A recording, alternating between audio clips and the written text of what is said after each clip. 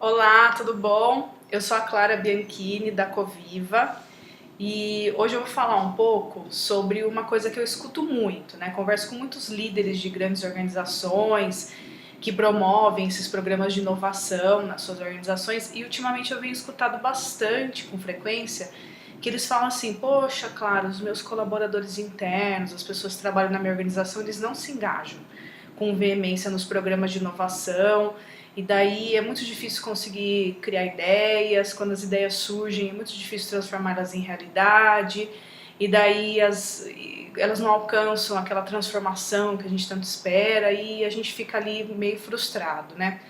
E daí todos os programas novos de inovação que alguém tenta implementar, eles já são encarados com ceticismo por causa dessas más experiências do passado. Isso acarreta com que tenha mais falta de engajamento e a organização fica num ciclo negativo, né?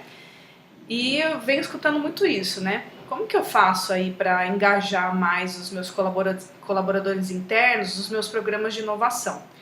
E eu gravei esse vídeo hoje para dar uma dica, tá? Provavelmente, se você se atentar na forma como você está fazendo o convite para as pessoas inovarem com você, né? Ou seja, a forma como você está criando a sua pergunta, desafio, isso pode ajudar muito e contribuir muito para esse engajamento, tá? Então, a pergunta desafio, que é aquele problema que você quer resolver de forma colaborativa, essa pergunta ela tem três funções. A primeira é apontar a direção, né? Então, para onde a gente está indo, para onde que esse grupo tem que mirar, qual que é o desafio que a gente tem que resolver, né? E no processo colaborativo, as pessoas não podem ter dúvida do que elas estão fazendo ali, para onde elas têm que ir. Senão ali elas estão perdendo tempo, né? Então eu sempre começo os meus laboratórios deixando muito bem claro qual que é a pergunta desafio, para que todo mundo saiba para onde tem que ir, tá? Essa pergunta desafio, a segunda função dela é convidar pelo positivo, né? Então a gente tem que plantar uma semente de motivação das pessoas ali, né?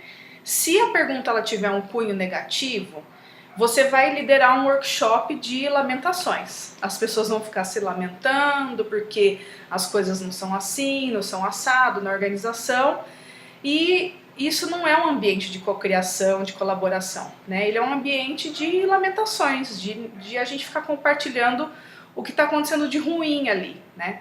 Então essa pergunta desafio, ela tem que ter uma pitada desse futuro maravilhoso que a gente quer construir juntos, e ela tem que conseguir transportar as pessoas para essa perspectiva positiva, né? Através da imaginação. Ela tem que ajudar as pessoas a imaginar que, se elas responderem essa pergunta desafio, elas vão construir esse futuro maravilhoso juntos. Então, essa segunda função da pergunta desafio, né, que é convidar pelo positivo, também é muito importante, tá? Ajuda muito no engajamento, porque as pessoas imaginam esse futuro que elas estão ajudando a criar. A terceira função é nomear quem é parte da solução.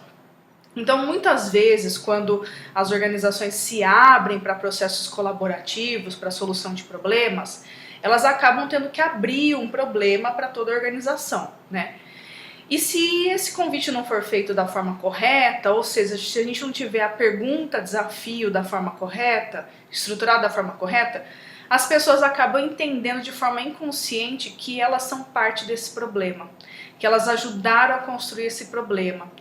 Então essa pergunta ela tem que ser escrita de uma forma muito positiva, muito boa mesmo, né? Usando metodologia para isso, para que elas possam entender que elas estão sendo convidadas porque elas são parte da solução e não do problema, né? Então é uma sutileza ali de palavras em que as pessoas elas entendem, né? Através dessa pergunta de desafio, essas três grandes coisas: para onde elas têm que ir, que convite positivo é esse que está acontecendo, e elas são parte dessa solução. Então eu vou deixar aqui no final desse vídeo um link para você ir num artigo, e lá nesse artigo eu estou escrevendo um passo a passo com dicas de como que eu faço para escrever a minha pergunta desafio. Então eu sempre peço para os meus clientes me darem desafios, perguntas que eles não têm as respostas, como por exemplo, como que a minha empresa pode vender mais durante a crise? Como a minha empresa pode manter e atrair os melhores talentos? Ou como manter o meu negócio relevante na era digital, né? São grandes perguntas complexas que muitas organizações não têm as respostas.